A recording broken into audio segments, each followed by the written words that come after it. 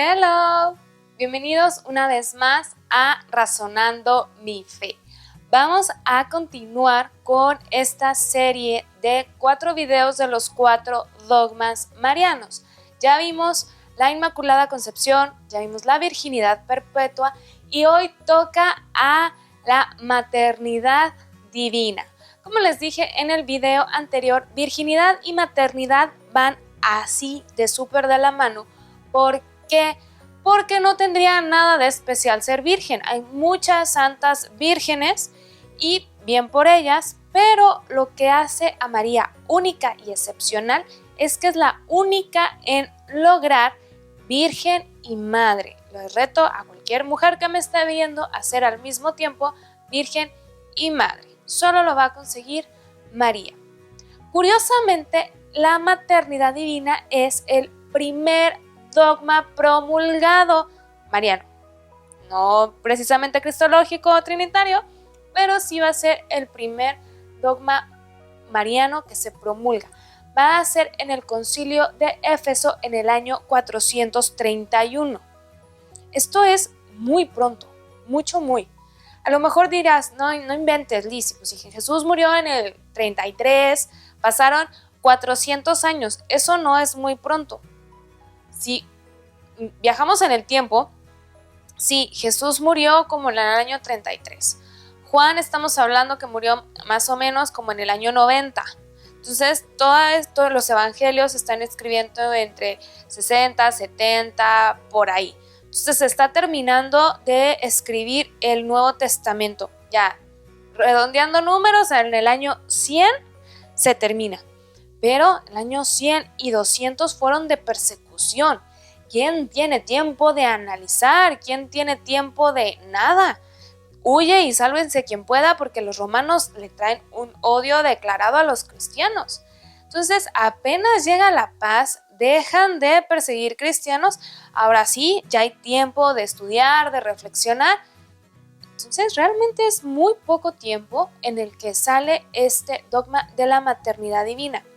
Lo interesante es que la discusión y el estudio no era de María. Con todo el respeto que me merece mi Madre del Cielo, nadie estaba hablando de ella. Estaban hablando de Jesús.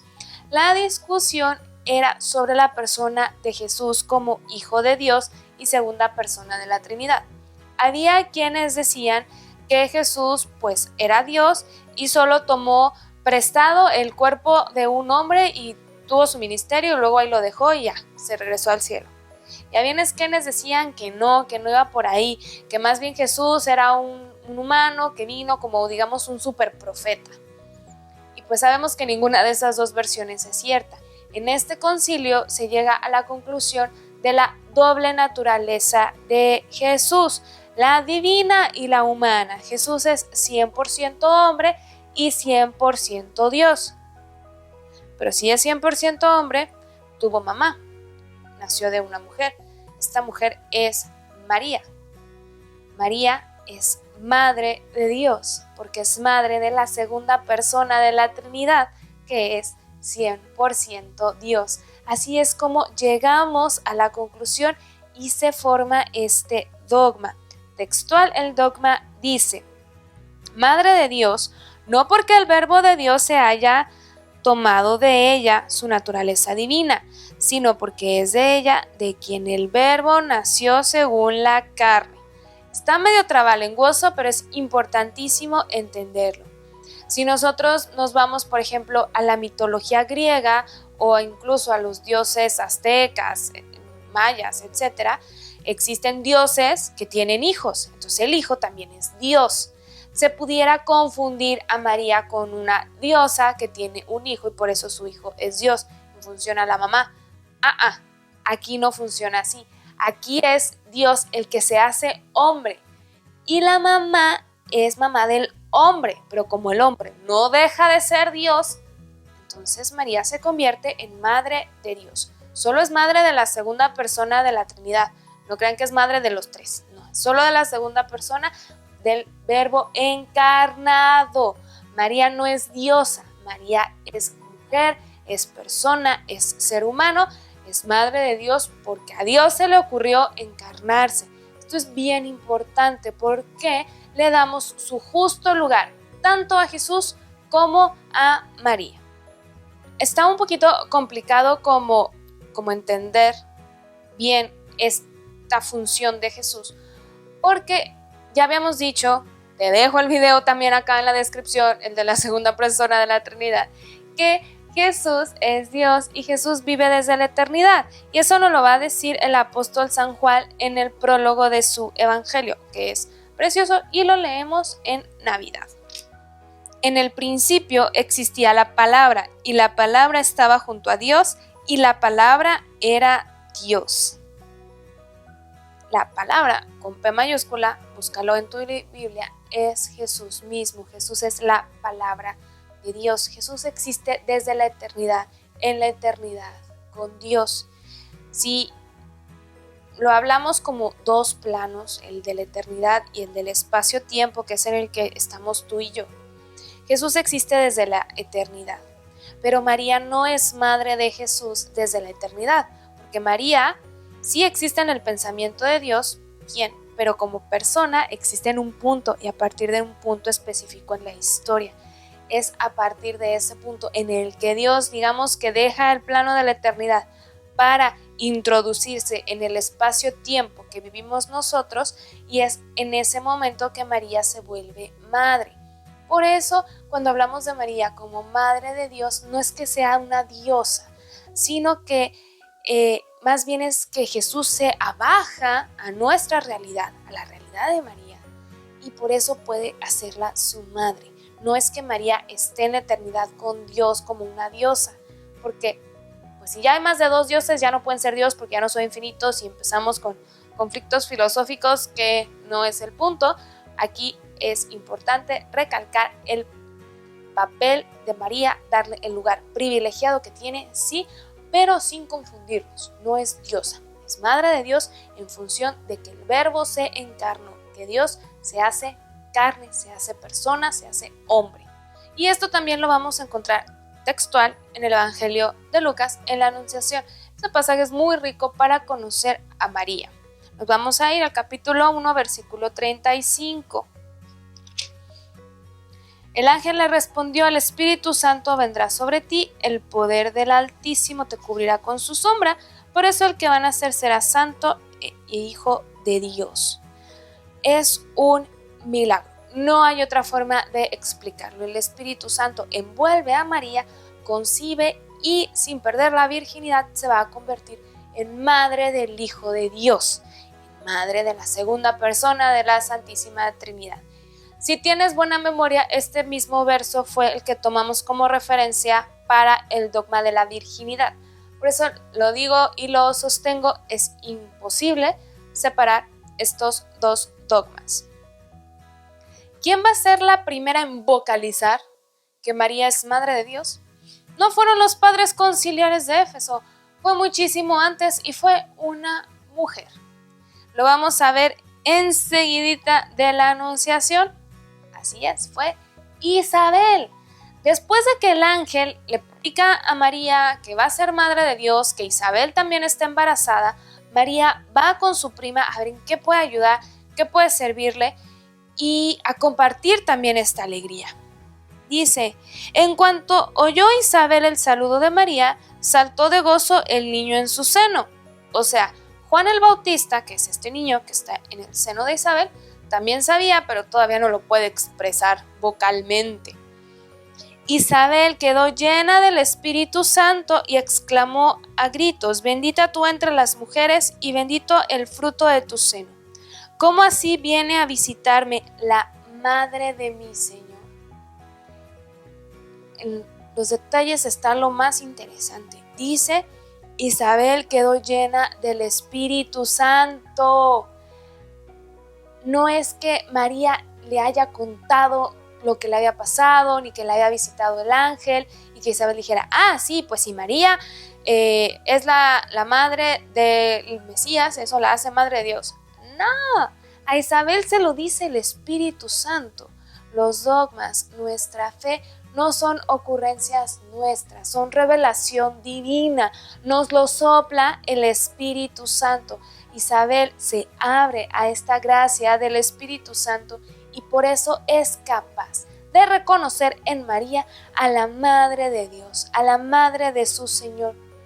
¿Qué relación tienes tú con María? ¿Cómo la ves? ¿Como hay un accesorio más en la historia de la salvación? ¿Como una chavita que dijo que sí, bien ahí, gracias y ya? ¿O como realmente lo que es la Madre de Dios? Y lo hermoso, bueno, muchas de las cosas hermosas de la Virgen María es que no solo es madre en este momento, no solo es madre al concebir y dar a luz, es madre toda su vida. Va a ser madre de Jesús cuando se le pierda, va y lo busca. Es madre, ella seguramente le enseñó a rezar. Las primeras palabras se las enseña María. Un canto bellísimo, te invito a que lo busques, se llama Algo de ti, en el que precisamente nos habla de esto, de cómo Jesús aprende todo lo que tiene que aprender como humano de María y de José, especialmente de María como su madre. Y no crean que son invenciones mías, no lo dice el mismísimo Evangelio. Jesús se volvió con ellos a Nazaret, vivió sujeto a ellos. Su madre conservaba cuidadosamente todas las cosas en su corazón. Jesús crecía en sabiduría, en estatura y en gracia ante Dios y ante los hombres. Jesús vive en una casa, Jesús es hijo. María le enseña a leer, a escribir, a vestirse, a lavarse los dientes, a lavarse las manos. María está con él, María es madre de Jesús niño, de Jesús adolescente, de Jesús adulto. En las bodas de Caná, Jesús ya se había salido de su casa. Están en una fiesta, coinciden que es un amigo de la familia el que se casa. María consigue por su intercesión el primer milagro. María es la que le dice a Jesús, oye, no tienen vino. Ni siquiera se lo alcanzan a pedir los novios. Ella se da cuenta, ella está al pendiente de las necesidades. Y Jesús la obedece como hijo que es. María está al pendiente de Jesús durante su vida. Cuando Jesús predica en Galilea, le dicen, ahí están tu madre y tus hermanos, ahí están tus parientes, ahí está tu mamá. María, aunque deja actuar a Jesús, porque esa es su misión, dejar que Jesús brille, está al pendiente. En el Calvario, al pie de la cruz, está María. Dice, vamos a leerlo, para que no ande metiendo yo de mi cosecha. Junto a la cruz de Jesús estaban su madre, la hermana de su madre, María, mujer de Clopas, y María Magdalena. Jesús, viendo a su madre y junto a ella al discípulo que amaba, dijo a su madre, mujer, ahí tienes a tu hijo. Luego dijo al discípulo, ahí tienes a tu madre. Y desde aquella hora el discípulo la acogió en su casa. ¿Cuántas veces repite madre? Estaban su madre, viendo a su madre, le dijo a su madre. 3 veces el texto menciona la palabra madre. María realmente es la mamá de Jesús. Jesús en su última agonía todavía se preocupa con su mamá. Él, al ser hijo único, importante, acuérdense que la mujer en ese momento vale en función del hombre. Si está casada, en función de su marido. Si está soltera, en función de su papá. Si es viuda, y en función de su hijo. Si no tiene hijos varones, se queda completamente desolada. Necesita esa figura varonil que la proteja. Repito, eso es la cultura del momento. El hecho de que Jesús se la haya dejado a Juan nos da a entender que no tenía hermanos a quien dejársela encargada y que Jesús la ama tan profundamente que no soporta la idea de que quede desamparada. Y en este último momento, o sea, estamos literal a minutos de que Jesús muera, nos da todavía otro regalo, como si la Eucaristía no hubiera sido suficiente, como si la pasión no fuera suficiente, nos regala a su mamá.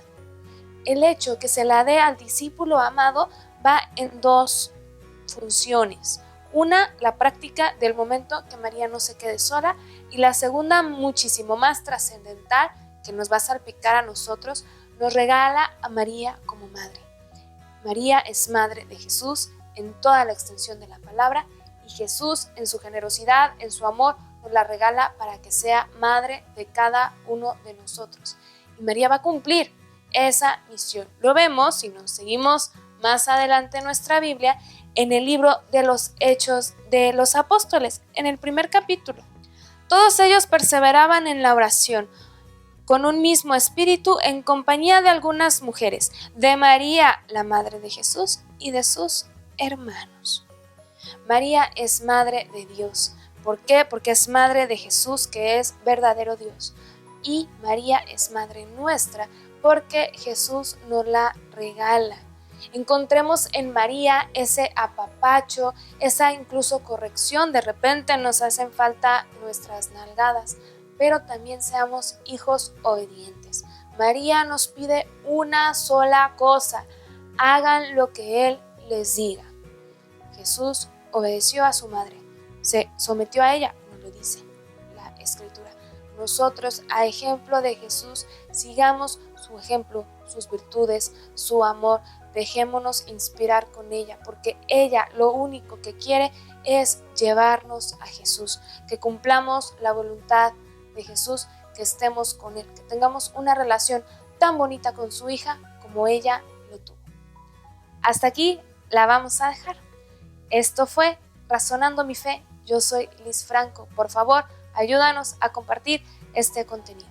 Y recuerda, razona, cree, ama y contempla. Bye.